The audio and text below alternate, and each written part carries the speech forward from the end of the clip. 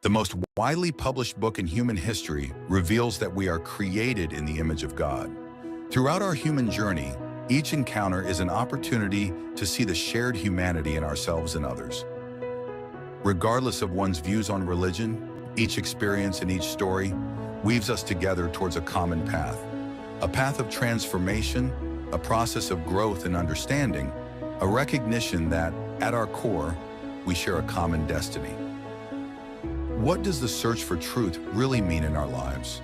How can we find a sense of unity in a world so diverse and divided? As we reflect on these questions, we start to uncover a fundamental connection that binds us all beyond our differences. Welcome to Created in the Image of God, Building Vibrant Communities, with our host, Wade Franson. Tonight's episode is From Saigon to Promised Land. Good evening, everyone, and welcome to Created in the Image of God. I apologize. We're starting a couple of minutes late today, and I can't blame it on technical difficulties. Can't blame it on our guest. Can't blame it on anything but myself. I was simply inspired by this guest's story. We were talking a little bit about that and got into talking about life's changes. I'm personally going through some changes. We've gone through some pretty dramatic changes in our family life here over the past couple of years, actually, but culminating in dramatic changes in recent weeks and an upcoming trip back to my birthplace, Canada. But this show isn't about me. And my guest story was just causing me to reflect on that and share. And now we're ready to go live with tonight's guest. Again, my apologies for starting late tonight. Our guest is David Truong. I'm still getting that name right. A little bit of an unusual pronunciation spelling because it's a language I'm not familiar with. We'll get into that. Our guest tonight was born in Vietnam and forced to flee as a child after the fall of Saigon. David Truong's life traces a modern exodus from war, displacement, and refugee camps to rebuilding in America and discovering a deeper freedom in Christ and in a new country. After escaping by boat and surviving the uncertainty of camp life, they resettled here. His experience was recounted in his memoir, Escape to America, which has been featured on NPR and other media. Very pleased to have this guest in the studio to tell his story tonight. Let's welcome him. Hi, David. Hi, Wade. Give us the correct, true pronunciation, and maybe even the Americanized version and the Vietnam version of your last name. Well, I hope I get it right. It's Truong. Truong. And is that exactly how it sounds when you're speaking Vietnamese, or? Yes. All right. That's how it is. Okay, I'm making it more complicated than it is. But your story is a deep one and a fascinating one. So let's just jump right into it, as we always do. Tell us a little bit about your origin story, your young years, and how these events shaped you. Yeah, sure. First, I just want to say, you start these podcasts off with saying, how were you created? Kind of like what you did today. And I think I really like that, because in any of these talks, I think the hardest part for me is the part where I talk about myself, like right now. But the way you frame it is, how are you created? It helps me remember that. And you know the Bible verse, right? Fearfully Right. and wonderfully made. Fearfully and wonderfully made. Yeah. Yeah, it's a great way for me to remind myself that I didn't do all of this. God created me and he put things in my life. So I just wanted you to know I appreciate the way you always start off your podcast. Thank you. So about me, like you said, I was born in Vietnam during the tail end of the Vietnam War. And for our guests, if you don't mind, I'd just maybe give a 1-minute quick history lesson about the Vietnam War. And I think, most people now, don't maybe know it as well. So, for much of the 20th century, Vietnam was occupied by the French. And what began as a fight for independence, the Vietnamese fought the French. And what happened after defeating the French was the country was split in two.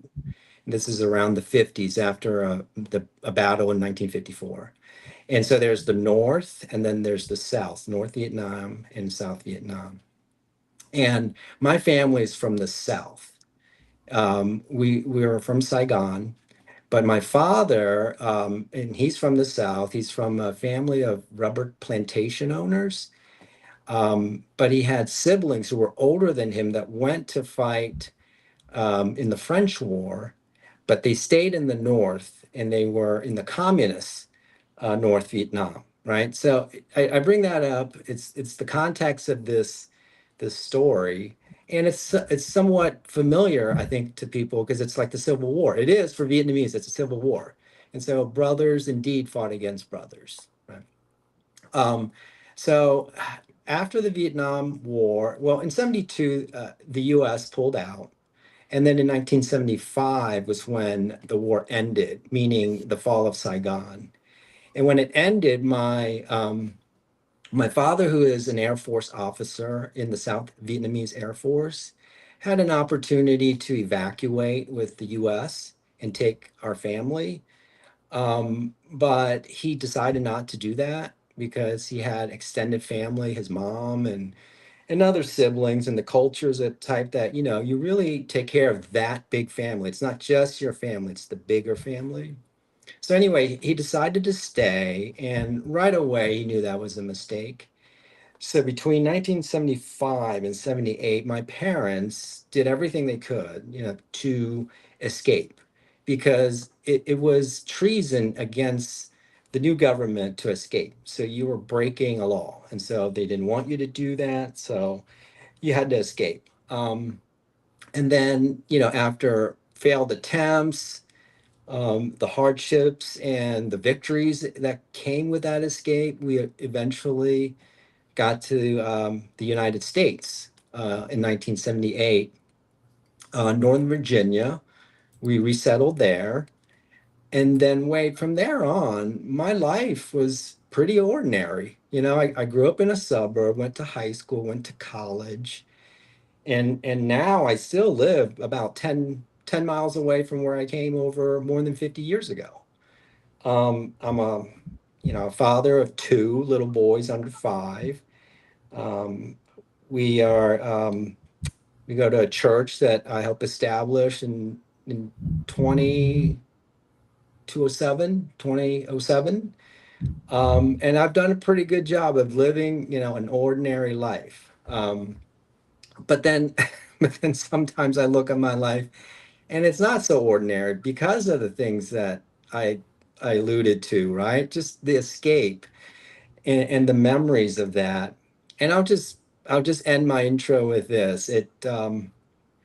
I see it as a blessing, right? Because I got to see a really hard life that could have been the life that I would live in Vietnam versus the life that I got to live here in the United States. And that shapes my perspective, whether I knew it at the time or more so as an adult. But it shapes my perspective on things like gratitude, like God and his providence and gratefulness. And that's something that I go back to all the time. Um, and when I'm far away from it, I feel that I lose my way a little, right? So after all these years, I sat down, I started writing a memoir, and that's the result is the book that you talked about. Well, I think that's a perfect segue into our quick little video about that book. And you've given us a really nice overview.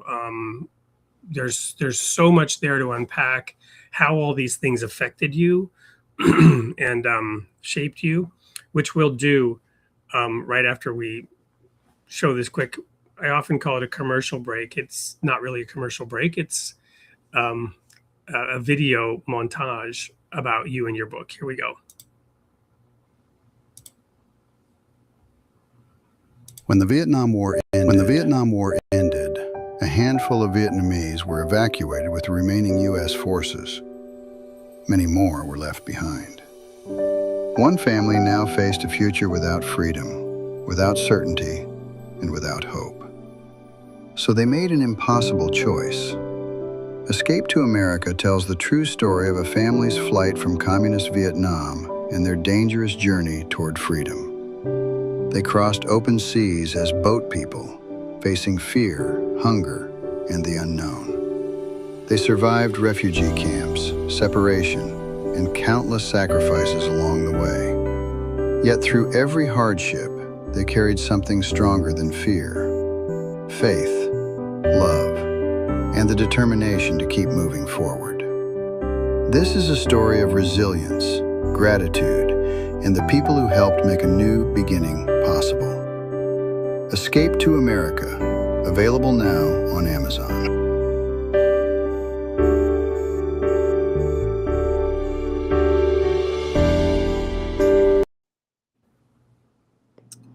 When we read that final tagline, a story not often told, I just want to highlight one of the things we were talking about in the studio right before the show started, that as you've been going around talking about this book, you've also done so at veteran meetings with Vietnam vets, soldiers who had been fighting in that war on this side.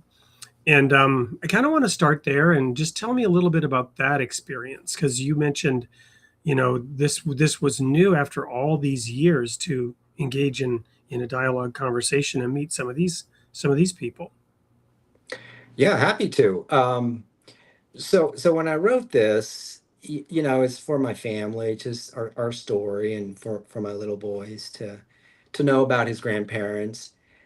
But what I found, and it was a great unexpected blessing with this, was connecting with the Vietnam veterans. And it happened this way. I saw a video clip about the Vietnam War for something to do with my son's classwork. And somebody in the comments stated, like, we failed at everything, or something to the effect that we didn't achieve any goals, right?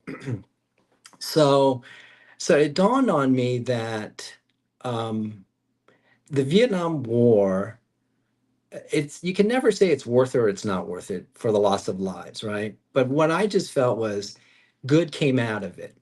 In what way, right? From my perspective, for every Vietnamese, the good came out of it in that because of the Vietnam War, 2 million Vietnamese first escaped and got to America. And that population is now 4 million. Very proud Americans who would have never had an opportunity to live this life. And I connected to the Vietnam vets in this way. Whatever the purpose of that war were to the US or to the Russians, the unintended beneficiaries could arguably be Vietnamese like myself. And we were introduced to principles like democracy, religious freedoms, not through newspapers, but through the vets, the GIs that were there, advisors that touched my father's life. And when my father had a chance to go over here and study, most Vietnamese, and I talked about some of this in the book, have never heard about America.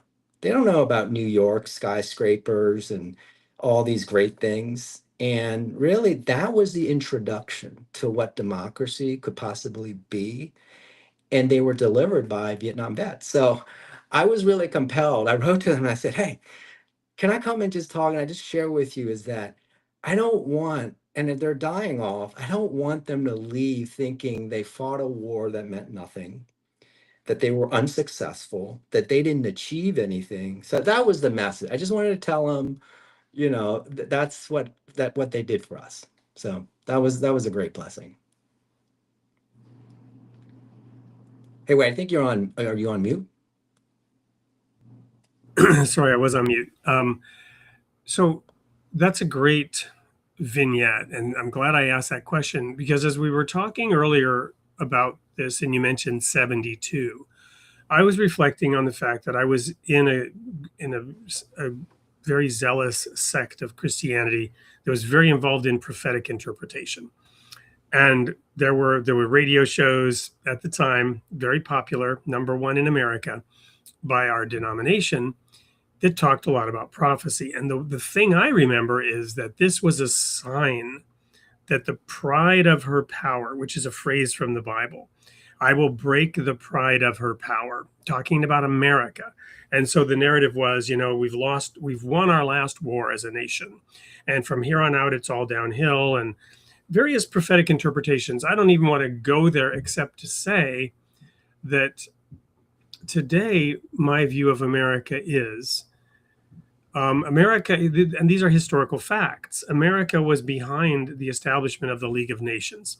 Even though America never joined it, it was 100% an American initiative. That entity ultimately failed, partially because America didn't join it. But then America went on to drive the creation of the United Nations, which is headquartered in that city you just mentioned. And the reason I bring this up is you've just mentioned that there's a population of 4 million people from Vietnam who wouldn't have existed. And this is representative of the diversity in this country. I have been to over 60 countries. I've lived in 7 of them. I speak 5 languages. There is no country like America, not even close. And one of the things of why it's not close is the mass immigration and the diversity of this nation. Representatives from all over the world, enabling America, even though, yes, sometimes because we're so big, because we're so strong. I wasn't even born here. I was born in Canada, but when I was living in Europe, it used to bother me that the loud, obnoxious American, right, in Europe. But at the same time, there is this understanding of diversity that frankly doesn't exist in most other countries in the same way. And you've just brought up an aspect I had never thought of, the 4 million Vietnamese from that war. Yeah. Well, I mean, I totally agree that America is the most unique in all the virtues that, the rest of the world probably didn't know that it came from the US, right?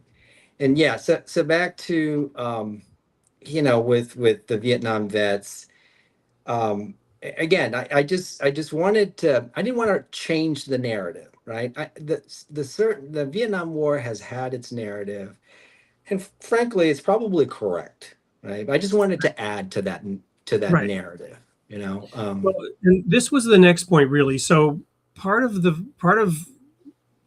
and I assume you had some independence when writing this memoir. You weren't being published, perhaps, correct me if I'm wrong, but in a big way by a major publishing house with a major launch where they were basically telling you how to write the story. Did you get to write it your own way? Did you get to control the narrative of your own life story? Yeah, I mean, it just makes for easier writing. It's a fascinating story. I didn't have to make anything up. I didn't have to add anything that somebody wanted me to add. Again, I sat in my desk. I mean, I started this probably 10 years ago, but life got busy. And then with our second on the way, I just thought, if I don't finish this now, it'll be another 5 years after he's a little older to even get started. So it wasn't meant to be a big, published book. I just wrote it, had confidence in the story. And because I'm writing it for our family, I had confidence in its truth. I had no agenda other than to say this is what happened. Of course, there are opinions in how I see it, but yeah, I wasn't constrained to, add this or emphasize that. It was really the writing was this.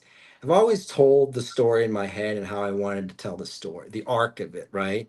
And for me is because it is a total spiritual journey. That's why I see it in the prism of, you know, um, the Exodus. There's a bit of the wandering while we were in the refugee camps, and then coming to this land that is absolutely the promised land. And I discuss that as well. So that's how I wanted to tell the story. Now, the technical details and the story itself, I was just a child. I remember some of those stories, but my oldest brother, who's really the main hero, if you could call that, in the book, Truong, he's in Vietnam, and he and I would talk, and I'd get raw data from him, then I'd write, and but also just over the years, I mean, these stories of what happened, we've shared as a family together. Um, but anyway, I'll say this. One of the things is I just encourage everybody to do this, even if you're just scratching it down, right? Because as much as I've had thought about and put it in, I still left so much on the table, so much on the table. My parents passed away before this finished. And thank goodness my oldest brother has firsthand account. But I did say, if he goes, this beautiful story, a lot of it goes with it. I couldn't Yeah. have put that down um, on paper without his help and all my other siblings. And more importantly, I couldn't have had the story without them. They're the ones that did the legwork. I was just the beneficiary of that work. Well, and just to emphasize what you said, I can attest, yes, because I did the same thing. And it's interesting. I began the process 10 years of writing down my whole story when my daughter was 2, right? And my son hadn't been born yet. But it was the same sort of impetus, not necessarily the maternal instinct. Maybe it's some kind of paternal instinct to get the story of the family down. But the other piece I wanted to mention about this is that in my preface, I used the quote from Socrates that an unexamined life is not worth living. So the process of, to your point, of just getting and scratching it down, what how illuminating was that for you, rather than just getting the story down for others? What kind of processing, what kind of learnings came from having completed it? Oh, incredible, incredible. Meaning, I'll just start here. Is as much as I knew that my parents really did an amazing and remarkable thing, it really got me to understand that how hard it was. And I concluded that we do hard things, or we're capable of doing hard things, if it's motivated by love. That's the only way, right? Because I look at the picture of my parents. If you read the story and of what they went through, she was in prison, and the hardships that they went through. I look at them and they were just these young, beautiful kids. They weren't used to doing this. It's like you and I, the next day, life's different. We have to do this hard thing. And I was like, wow, they did that. And so that's on them. But to think about, what they had to put their children through, meaning, and they had to, part of the plan was we had to pretend to go down to a fishing village, become a fishing family, and then escape when no one's looking, right? So, but they had to send their 2 oldest boys to go do that. And not at any time in those 3 years was the family ever at home alone for a dinner, you know? Um, the little video montage, it's nice. I liked it. But we never had like a sit down dinner like that they had. We're just all scattered. It's like the years of living dangerously, and we never knew we'd see each other again. Every time we left somewhere, I mean, we weren't sure if I wasn't sure if I ever see my brother again or my mom again. So writing, what's illuminating was that is just, they're talented people, but overall just ordinary people doing very extraordinary things when you look at your child's life and you're just motivated to do better for them. And that's remarkable. And that hits home. What else? Just sometimes like just not really understanding, like what was in my dad's head. Like why did he do this? Why did he choose this path? Why did he do something else? And so even Antoine asked my oldest brother, and we're like, why do you think dad did that? And he's like, I have no idea. And I thought he knew Yeah. everything about the trip. And so that was a new illuminating. And there's so much more way. I mean, so I highly recommend people sitting down, writing it. You should be humbled by it because you just see how so many people along the way came in. They come into the picture and they leave, and how they enrich your life, right?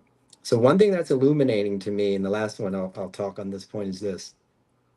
One of the things that I always, thought was really cool about what my parents did was they did it themselves. Like the many, many people who escaped just as hard and they did just as valiant of a thing.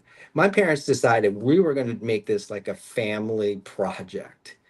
because so many others were lost at sea. They gave money to somebody else. They got swindled. They got turned in. My father was the type of dad that was like, there's no way that's happening, you know? And he had that talent, he had that background to be able to do that. And so you kind of took, I would say, a little bit of pride to think like, hey, we did this on our own. But as I'm writing it, Wade, I see there was a mechanic that came in that helped fix the boat. And it's a really neat story about that mechanic. And then there was, a resort manager that when we were stranded on an island took care of us. Well, There was an immigration official in Singapore, or was it Malaysia, that took us out for a dinner. There was a smuggling family that came in to our operations that helped out somebody we probably would have never crossed paths with had we not done something like this. And each one of them, oh, and one last thing, and the Prince of Johor. Like hmm, there was a prince in Malaysia that came along and helped reunite our family when we were in two different places. And and that's illuminating. I said, no, we didn't do this ourselves at all. We did this with a lot of help. amazing. And of course, the most illuminating for me, and the trip for me, is just looking back and how God's hand was in all of this. When we couldn't do this right, when we kept failing, my father went to his father's grave, or Vietnam's a lot of ancestor worship, right? So he asked for permission. Hey, we want to leave, help us. And my mom, she's uh, was raised somewhat Catholic, and so she started taking my brother Stephen and I to church. And so that's really the seeds of my faith. After all so many years, it began there. And it began when we were lost on the ocean for 6, 7 days. That my mom prayed, and that was illuminating for me, as in his hands, and how he put this together for me to be here and to get a chance to live the life that I have now, and more importantly, have God in my life. That's the most important thing for me. Well, tell me a little bit about that next. The You are a deacon in a church that you helped plant. So faith is obviously very important to you, and you've integrated it into your life. Tell me a little bit about how that grew and developed as you were, coming to America and getting your feet on the ground here. Hmm. Yeah, I mean, so when we got to America, right, we knew that I did, or my mom, or, that God's hand was in this. But then you forget, kind of like the Israelites when they wandered. You got to the promised land. This generation was going to forget. We were becoming like most immigrant family, which is we just want to survive. We want to succeed. We want to achieve. And there's not really room for God when you're paying attention to all those things, right? And you have a good life, right? And the life gets better. And that's like the number one way in which you forget God. So how did I go back to God and grow into where I am now? It's, I had a brother. He was closest to me. Stephen, he and I were the ones that were most church going in my family. So what he came and he wanted to do that American dream for my parents, right? To be a success. But he went to California, became somewhat successful, kind of the first wave of kind of the IT stuff in the early 90s. But long story short, he gave up all that, went to Louisiana, went to a Church of Christ for the first time, and just changed his life. Read the Bible cover to cover, changed his life. And if we write these stories, Wade, he would live, he would become a Christian, and he would convert me. But God writes different narratives. Steve passed away. About a year after he became a Christian, he had liver cancer, completely, you know, like unexpected. He didn't drink liquor, he didn't, smoke or anything like that. Anyway, but when he was given 3 months to live, I went there, picked him up, came home. I was just graduated law school, and those last 3 years, I'm sorry, 3 months, was him witnessing to me Christ. And he didn't tell me I was living a good life or a right life with God. He wasn't telling me that I was going to go to hell.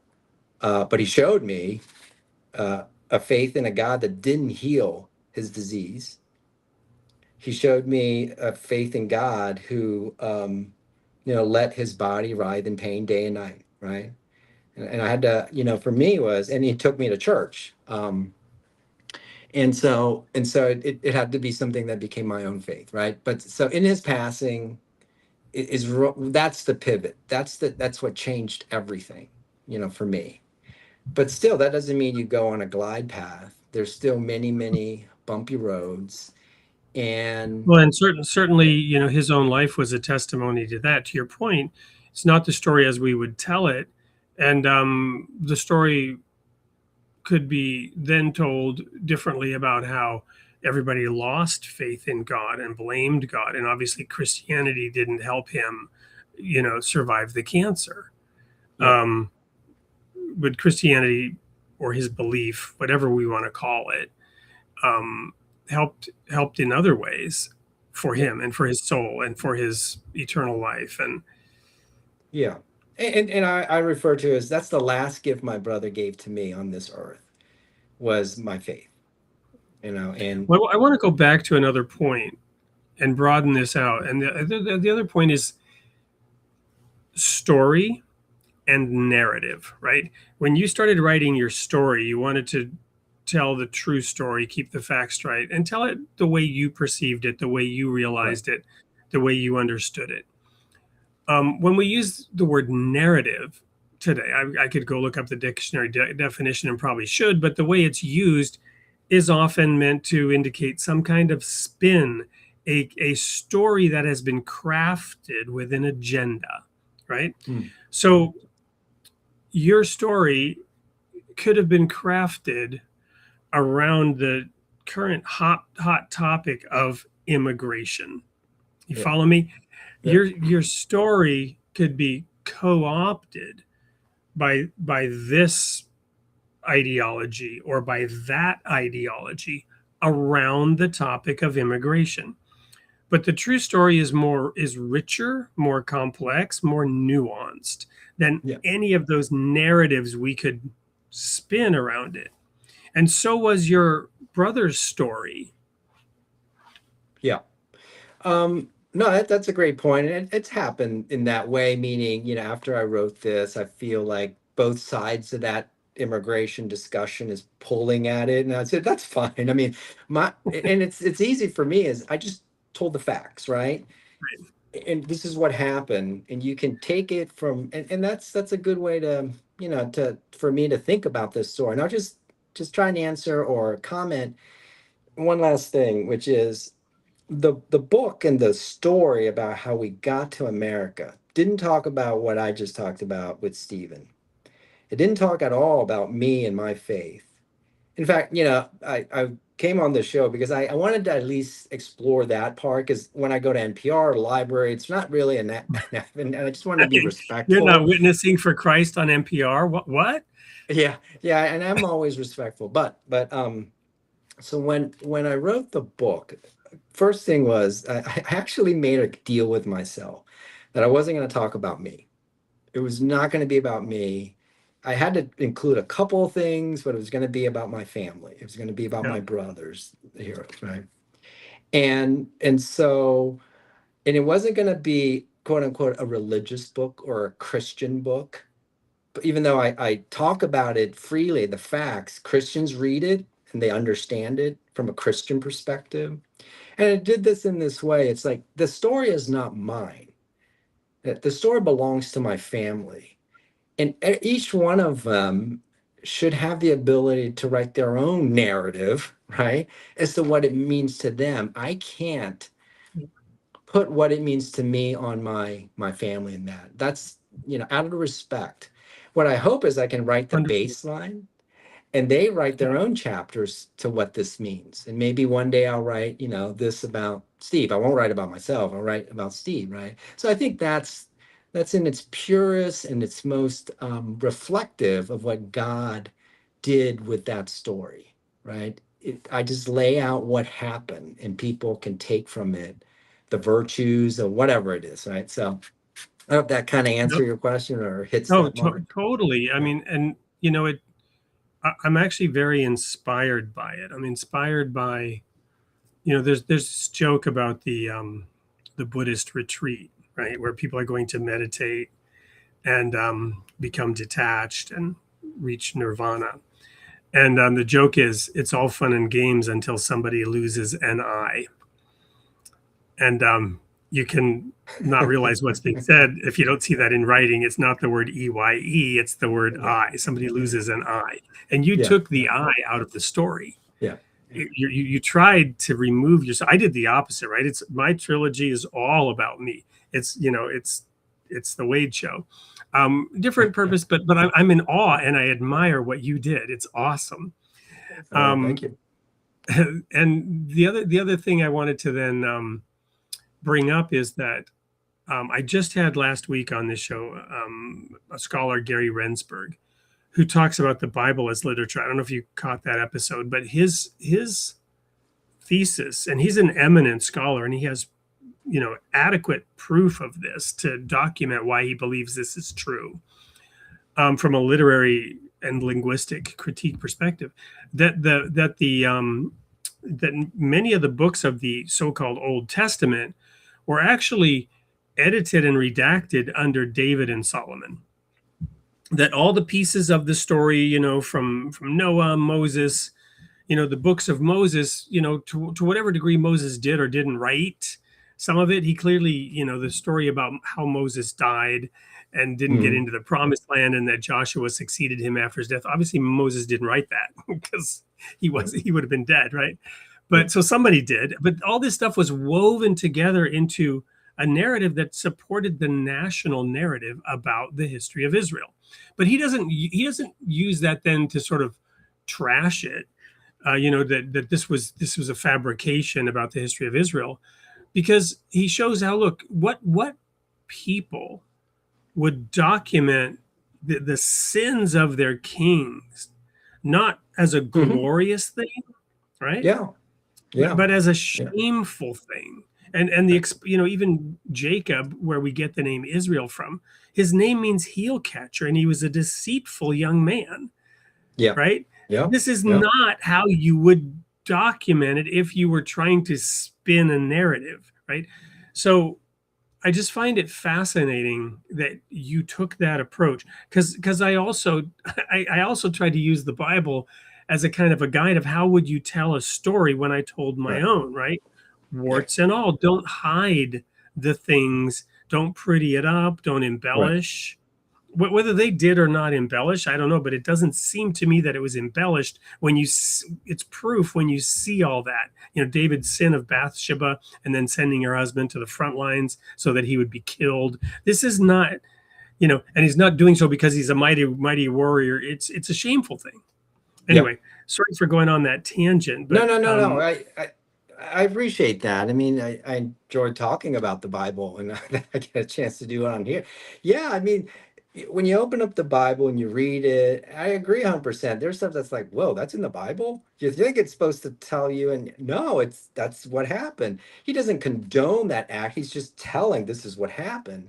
And then also, like, there would be like these little details or facts. I'm like, why was that included? And actually that adds more authenticity to it because it happened, So I can't think of an example right now, but it's just, I'll give you an example. There is literally this story about Abraham buying land when he came to the land, and it talks about the trees and this and that. Well, if you research, This was a legally authorized real estate transaction. Those were the components, and they have this from other evidence from the era. If you had a real estate and you're a lawyer, you're an attorney, so you know there are certain things that have to be in the deed and the covenant, whatever. Those things are in there in the text. They seem like throwaway details, like who cares about the Right, trees and the right, stone? No, this is right, what makes right. it legitimate. Yes, yes, yep. So, just so much richness in what you've done with this story, with your life. Um, we're going to go to a quick commercial break, and Great. this is a real commercial break. It's for another book. I'm going to tee it up though in this context. It's about a little book called Facets of One, which says there is one God, and actually takes the Shema of Israel, Hear, O Israel, the Lord Mm-hmm. thy God, the Lord is Shema, one. And yeah. ask the question, do other religions have something similar? The answer was yes, they do. They all point to there being one God of all things. And anyway, when we come back, we're going to talk about where are you growing next. Don't go anywhere. We'll be right back with more of David Truong on Created in the Image of God.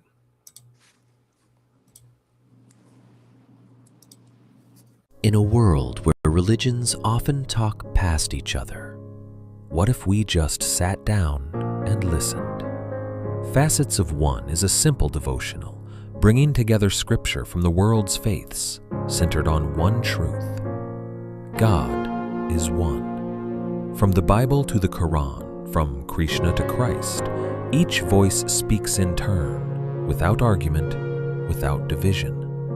You don't have to agree on everything. Just be willing to pray, to listen, and to come together. If you're longing for something deeper than noise and division, this is a different kind of conversation. Facets of One. Many voices, one God. Will you start a circle?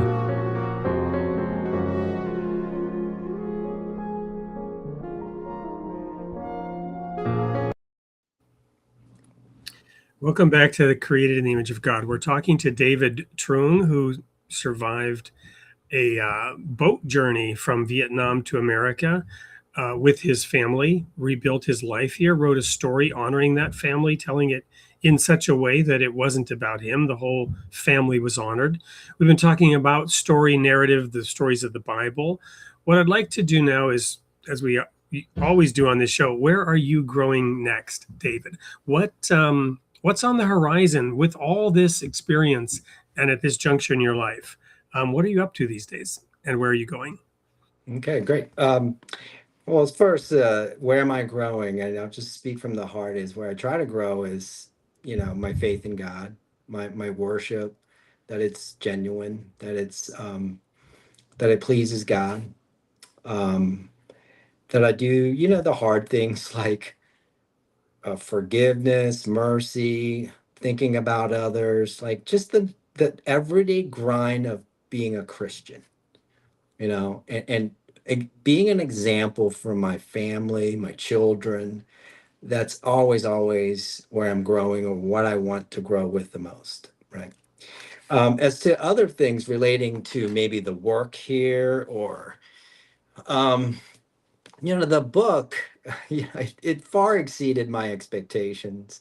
I just wanted to write it and just share with my brothers and sisters, and my son. I just feel like a big relief, but like having an opportunity to talk to you. And what I found is that's kind of neat is I enjoy talking to the readers, meeting the readers, because they ask the best questions. They help me think about this reflection much more. And so I'm really grateful for that. But I always think it's kind of ironic, is I didn't grow up reading a lot. I'm not like a book guy. In fact, I never hung out at libraries, but now I spend a lot of my times in libraries about a book, and so I'll continue to do that whenever I'm given an opportunity to.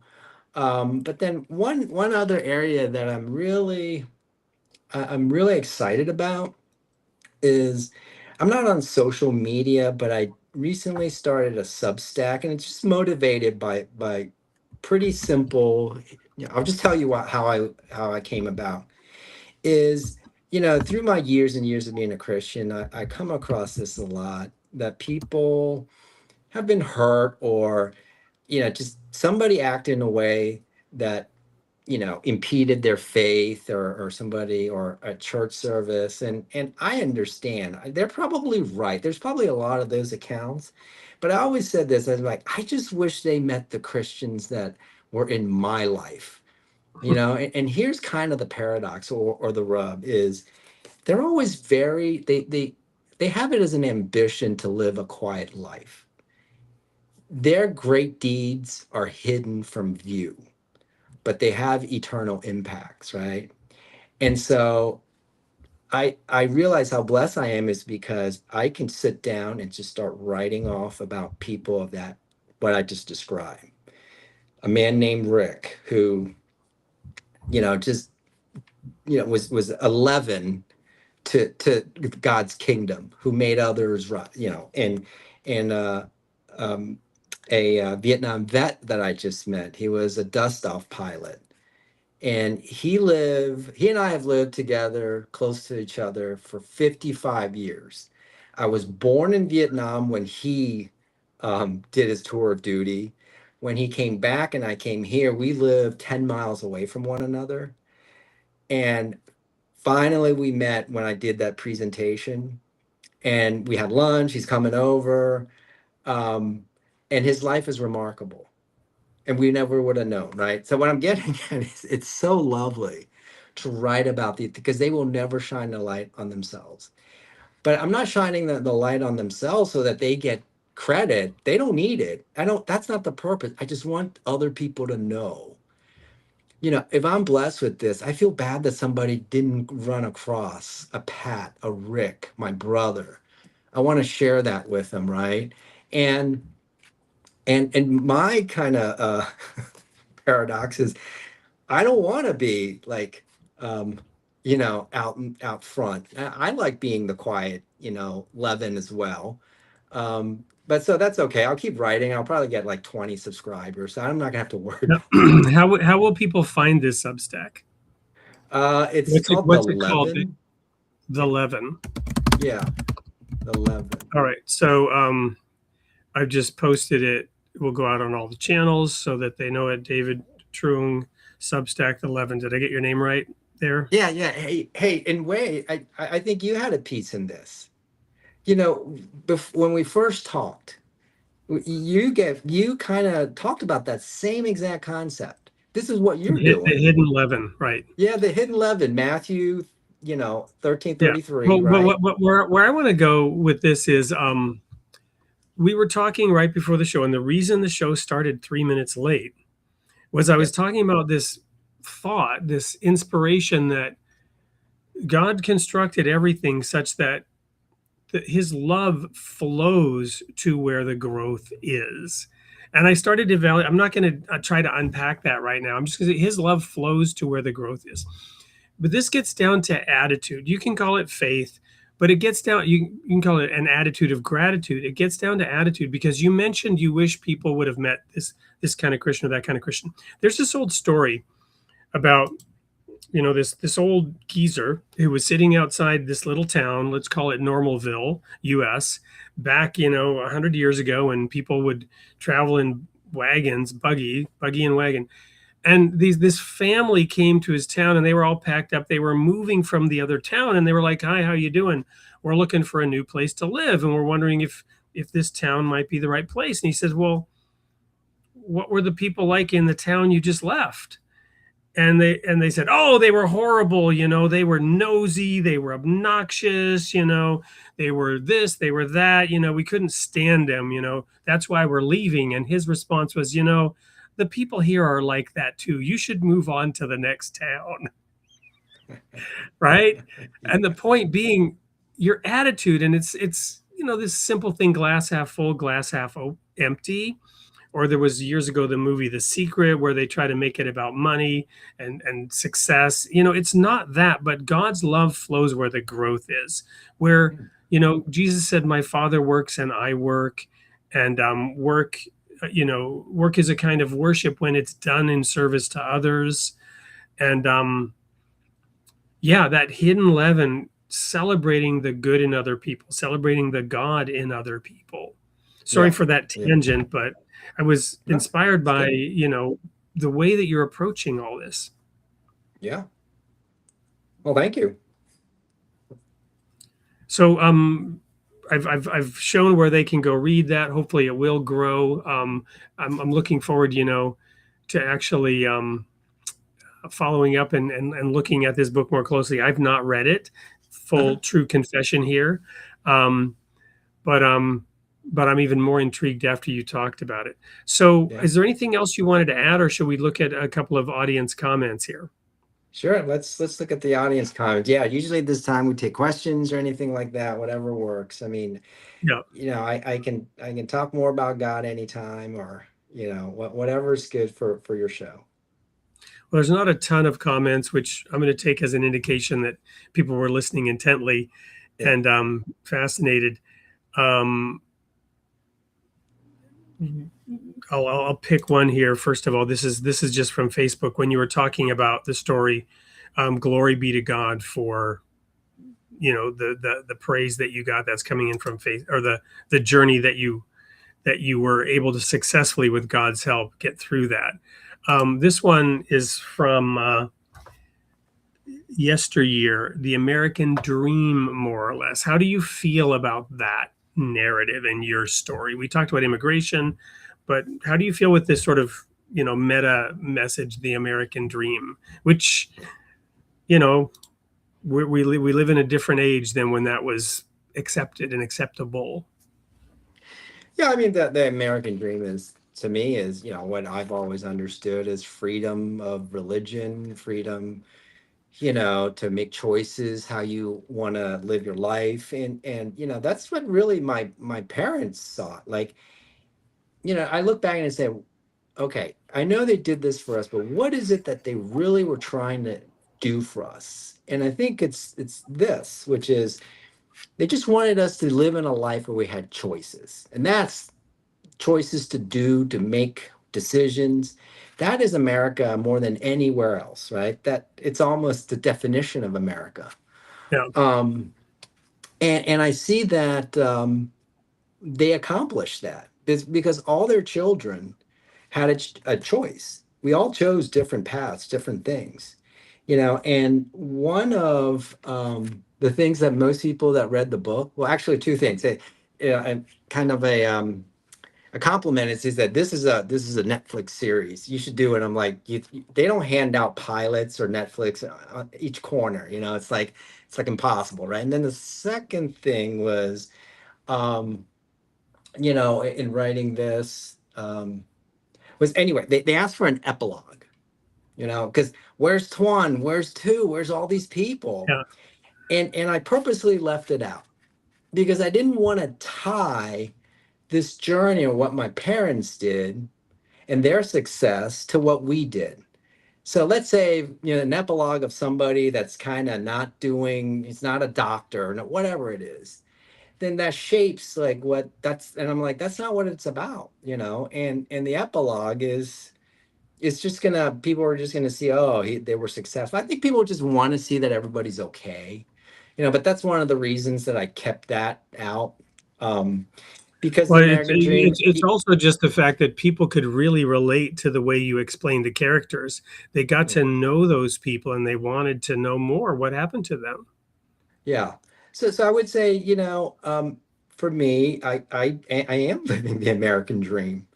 I have a house. I have, just a nice, comfortable life. I have a chance to, go to church. I mean, that's my dream. I wouldn't change my life or trade it with anybody. My brother in Vietnam, my brother in Florida, I think, I'm happy that they get to choose the life that they chose. And I hope that is the American dream, you know. And so Yep. one of the things that also is important to me, and maybe we can conclude in this, is, you know, I did find that this book allows me to remind myself how great America is, and for and to remind others how great America is, especially with 250. you know, because, you know, Yeah. at various times, you know, America gets picked apart. This book, without trying to make it, America's the hero. America's the hero through its people. It's the people who helped us when we got here. It's the organizations that were there. We've got, you know, and the people that came over to the islands to get. And so I think one of the things that came through, I hope, in the book is America's still the hero. Yeah, I remember reading this very substantial work on the Vietnam War called "A Bright Shining Lie." I don't know if you're familiar with it. Yeah, I've Um, heard it. and It was really fascinating. One of the things that was indicated, this wasn't the whole premise of the book, but it was that America was fighting on the wrong side, right? That in the North, it wasn't a dictatorship. It was a popular uprising, and this was the leader and the type of nation that the people wanted, right? Yeah, yeah, Whereas yeah, America was the one that was more enforcing its world vision, its worldview on the South. Um, so I don't want to go deep down any rabbit holes right now, but again, your perspective is really fascinating, interesting, and refreshing. Um, to take a step back and think about this great nation, and the world is a challenging place, and the Bible reveals nothing if not the world is a challenging place. I mean, there's yeah, the story of Noah, right, when God in that story wipes everybody out and starts over, right? There's yeah, many stories of plagues, some where God was involved, some where he just says, I'm taking my hands off, and now look what's happened, right? I've removed my protection, and you're yeah. running off the cliff, right? So the world is a complicated, messy place. And yet, here's a story of what one can accomplish. Yeah, and just on that, Wade, I mean, you shared earlier how you have been to so many other places, right? And I think on other podcasts, you know, you've lived in quite a bit of places, and your perspective that America is unique in some of these really great things. To me, again, it's America, and this may be the most Yeah, I political. left I Yeah, left America because I honestly wanted to live somewhere else. yeah, okay, The saying, America, love it or leave it. If you don't like it, then go somewhere else. I did that. yeah, And it wasn't that I hated America, but I wasn't really proud to be an American either, right? I was born in Canada. The national identity of Canadians are they're not American, right? They want to distance themselves from America. And in Sweden was the humanitarian superpower of the 70s, and I had such a positive experience there. And there were things in America that really I didn't like and kind of disgusted me. So, for example, in Sweden, advertising to children was forbidden. In America, they turn TV into the babysitter, and they pump desire and want and need and crap at the yeah, children, right? They rip a hole in the children's heart that you need this stuff or you won't be happy. Something's wrong with you. This is really quite horrendous. And Sweden didn't do that. So I went to Europe. I wanted to be in Europe, and I loved it there. But after 6, 7, 8 years, I'm like, no, this grass is not greener. It's yeah, not. yeah, And yeah. America has all these pros and cons, and so you're absolutely right about that perspective. Yeah, Um, yeah. No, that's why I said that. That's kind of, that was refreshing that you said that, because I found that most people that have the biggest gripe about America has never left America. And so I think that's commendable that you did, and you found what it is. right. But I think the key is this. And every time I go visit, I went to France, is, we're not perfect, and I found lovely things there. They knew time to sit down, talk. It's about quality versus quantity, right? I And all of loved that the time stuff. that I spent in France. Lived Yeah, there briefly and speak French. I loved France. right. And I think the key is you take what's good, and you build it in your lives, and you leave the not that you agree with, and you come back here, and so isn't that just, that's the best way to do it, instead of, like, it's mutually exclusive. It's just like Right. with people. My father was a really great at certain things and wasn't great at certain thing, and the key to life is learn from the great, somehow leave the bad, right? So whether it's countries, but overall, America was founded, I think, I would say, on Christian principles, right? You look at the all the writings and the founding fathers, and there's something there that it's the greatest country in the world, and the fact that it was founded by Christians says something. Yeah.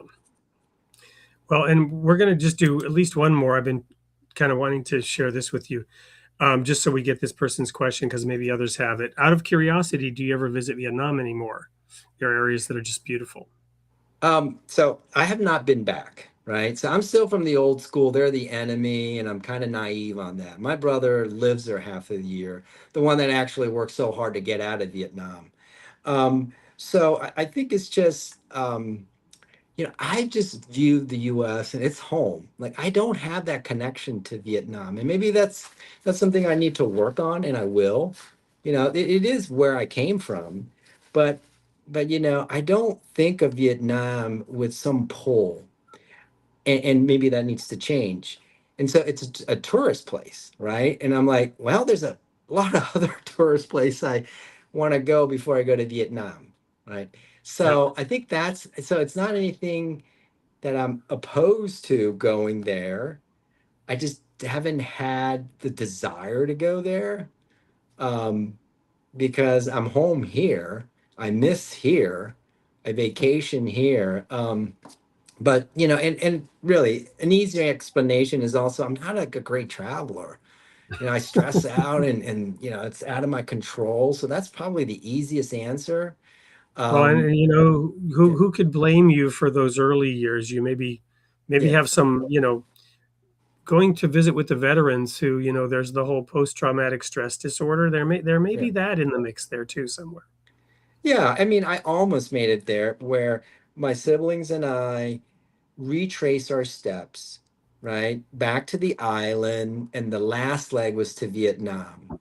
And I got cold feet and I flew back to the US. And my excuse was, look, the Israelites never went back to Egypt, so I better not go back to Egypt. Well, there you go. Okay, that's interesting. Thank you so much. No offense intended to either Egypt, modern Right, day, right. or Vietnam today, but Yeah, thank you. Fascinating. Um, there were a number. Once I said we're going to go to comments, suddenly the comments and questions started coming in. But I'll just conclude with this and then give you final words here, because we are out of time, unfortunately. Thank you for being an inspiring example of the American dream and how God uses struggles to strengthen us. One more comment. I'm going to go back and just throw this out there too. In honor of your brother, there was a comment here. Um, and I think this is meant universally too. Christian brothers like that are very rare. Both your brother and, generally speaking, we all have warts. We're all hypocrites. We're all sinners, right? We're all sinners, and yeah, none of us measure up to the standard. Um, Pick up your cross and follow me. None of us are really doing that to the nth degree. But again, the glass half full.